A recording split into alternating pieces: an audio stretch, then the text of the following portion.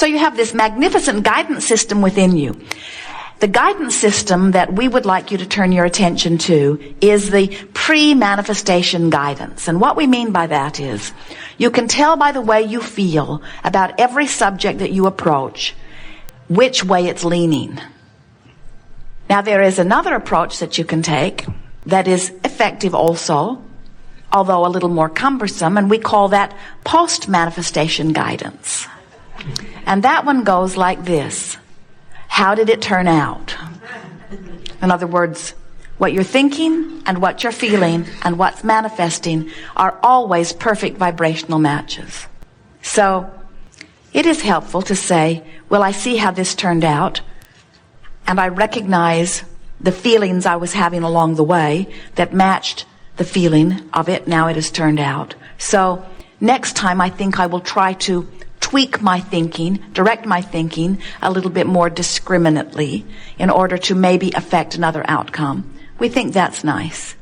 But the thing about that is, once something has manifested, especially if it's up close to you, which things that manifest in your experience usually are, they are your creation, so they usually hang around pretty close to where you are. Once they've manifested, you tend to observe them. And when you observe them, you tend to perpetuate them. Whatever you're giving your attention to causes you to offer a vibration that maintains it. And that's why so many people have a hard time at first accepting that they can create their own reality. Because many people say, Abraham, that can't be true. I would not have done this thing I do not want to myself. And we say, we didn't say you wanted it and therefore created it. We said you created it. We didn't say you wanted it and therefore gave your attention to it and therefore achieved a vibrational alignment with it and therefore manifested it. We said you gave your attention to it and therefore achieved vibrational alignment with it and therefore manifested it. There's a difference, you see. There are a whole lot of people that are giving a whole lot of attention to a whole lot of things that they do not want. Why would that be? It must be because you're still in your community of 1,000 people thinking that you need to organize them to be different so that you can feel different. Can you feel the fallacy in that? Can you feel the futility in that? You're not ever going to get them to agree, nor should they agree. We want them not to agree. We like the diversity of your environment. It's what makes the world go round. You have to accept that variety is a good thing. So, if it's not your job to get into your community of 1,000 or 5 trillion consciousness and line them all up, and it's not your job to figure out what everybody else wants and convince them that your desire is the best, then what is your work? Your work is only to line up the vibration within you on subjects that continue to be active within you. So what do we mean by an active subject? Something you think about. If you think about it often, it's active. In fact, it's dominant. If you don't think about it very often, then it doesn't matter all that much. So the subjects that you think about most, the subjects that matter to you most, the subjects that you feel around most, those are the subjects that you want to work on cleaning up your vibration. So what do we mean by cleaning up your vibration? We mean getting better at sifting what you see in your community of 1,000 people, getting better at sifting through what you remember from your past experiences, getting better at sifting what you're observing now, getting better at sifting what you're imagining. And what is the criteria that you would use for sifting? Well, it's the same criteria you use at the buffet line. You take what you think will please you, and you leave the rest. In other words, have you ever gotten something in your mouth that surprised you and was horrible? Did you put it in your mouth next time you saw it? Or did you say, no thank you, please? So the same thing is true. Did you ever think a thought that thrilled you when you thought it? Go back to those and dish up lots. Did you ever think a thought that horrified you when you thought it? Frightened you when you thought it? Made you furious when you thought it? Those are the thoughts you want to leave behind. So, what happens to a person who has a happy vibration relative to relationships, and a very unhappy vibrational relationship with the subject of dollars. How does that play out in your experience? You attract really nice people who don't have any money.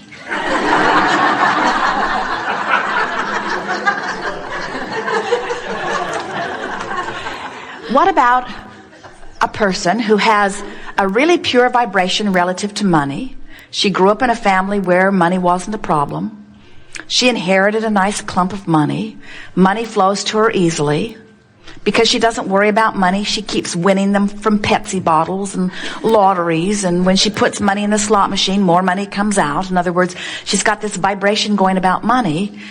What happens to a person who has a wonderful vibration about dollars, but who has never seen a relationship work? She attracts lots of rich men who dump her, or something like that. So in all of this vibrational averaging, what happens to your vibrational mix? If you're vibrating in a high pure vibration relative to one subject and in a rotten vibration relative to another subject, where are you in terms of most things? Well, it depends on how much airtime which of those subjects gets. In other words, if you are more often focused upon the aspects of your life that feel good, then your vibrational average is improving and your life goes pretty well. You get the sense of it? But if the thing that's bothering you the most is the thing that you think about the most, then it dominates your vibration and it bleeds over into all kinds of other things. That's why it's not very difficult for you to assign moods or attitudes to yourself or others. We want to turn your attention to the only thing that really matters, and that is your vibrational attitude. What you're doing vibrationally is everything, because you're constantly offering a signal, and the signal is being responded to by everything. Everything that is coming to you, every thought you think, every interaction you have, every manifestation, every circumstance and event is coming back to you in perfect vibrational matching of what you're outputting. So when you look at something that you want and you say yes to it, your attention to it activates a vibration within you about it, and things like that then come into your experience. But when you look at something that you don't like or you don't want and you shout no at it, you achieve a vibrational alignment with this thing you do not want, and things like it come into your experience, because there is no exclusion in this vibrational universe. Everything is about attraction. Everything is about inclusion. So what you think and how you feel and what comes to you always matches every single time. So when you hear that, and we can feel you getting it as we're speaking it here, doesn't it now make sense to you that it would be of value to you to begin to direct your thoughts more specifically, more selectively sifting the thoughts that you think about in order to more specifically achieve a vibration that when it comes back to you will please you when it gets there? Yes? So what did we just say? I'm going to think on purpose so that I can activate thoughts, so that when law of attraction activates and reacts to those thoughts, that what it brings back to me will please me when it gets there. That was the circle. I'll do this thing in order to do this thing, in order to do this thing, in order to do this thing, in order to do this thing, so that when this thing comes back to me, I'll like it when it gets there. That was the circle. What we want you to do is make it a much easier journey by saying, I'll think the thought because I like it when it gets here. Hear the difference? I'm going to think the thought because I like it when it gets here. And if I think the thought that I like when it gets here, oh, the thought's already here. I'm having the thought. I'm having the thought now, and I'm having the emotional response to the thought now. So if the thought feels good while I'm thinking it, then doesn't it make sense that as I'm thinking the thought and doing that thing, which does that thing, which does that thing, which activates that thing, which manifests that thing, which law of attraction brings that thing back to me, doesn't it make sense that I have circumvented that longer journey approach? So the emotional journey is, I'm going to think the thought that feels good now. I'm going to do my best to think the best feeling thought that I can think right now. And in doing so, I will hold myself in vibrational alignment with this thing that I want to come back to me. So what we're talking about is thinking thoughts for the purpose of the way they feel, rather than thinking the thought in order to achieve the outcome that will come back to me and give me the feeling that I'm reaching for. Do you get that? That was really good. We've never known anyone who has ever wanted anything for any other reason than that they believe when it gets there they will feel better. And so when you decide that you are going to contour your life experience, you're now where all of your power is. Can you feel it? Right here and now is where all of your power is. You have the power right now to think a thought that feels good or to think a thought that doesn't feel good. You have the power to do it now. Jerry and Esther have a navigational system in their vehicles called Magellan that helps them stay on track. They program the destination in, and then Magellan gives them verbal and visual description to tell them which way to go. And once they've programmed it in, if they don't follow the directions that Magellan has given them, Magellan kicks up a fuss. Magellan says, please return to the highlighted route. Please return to the highlighted route. Magellan never says, where have you been? Magellan never says, well, now you've done it. I'm not going to tell you. I told you and you didn't listen. Now you're on your own. Ask someone else. Magellan just consistently calculates the task at hand, which is the distance and directions between where you are and where you want to be. Your emotions are the same sort of guidance. Your emotions, once you get so you're listening to them, are telling you, this thought is in alignment. Yes, this thought is in alignment. Yes, this thought is in alignment. Well, that thought is deviating a little bit. Magellan, or your own guidance system, is never saying it's wrong of you to think that thought, it's bad of you to think that thought. Magellan is just saying, given what you said you want and given where you are in relationship to what you want, this thought, word, or action is not the best choice for you. There's no judgment in your emotions. It's just a simple vibrational fact of relationship between where you are and where you want to be.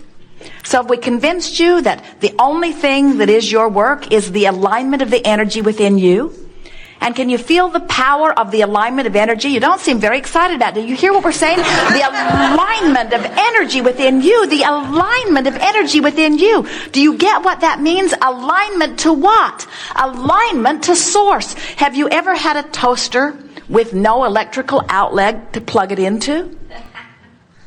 You say, oh, I have this toaster. I live on an island where there is no electricity. And they say, what do you use the toaster for? And you say, an ornament.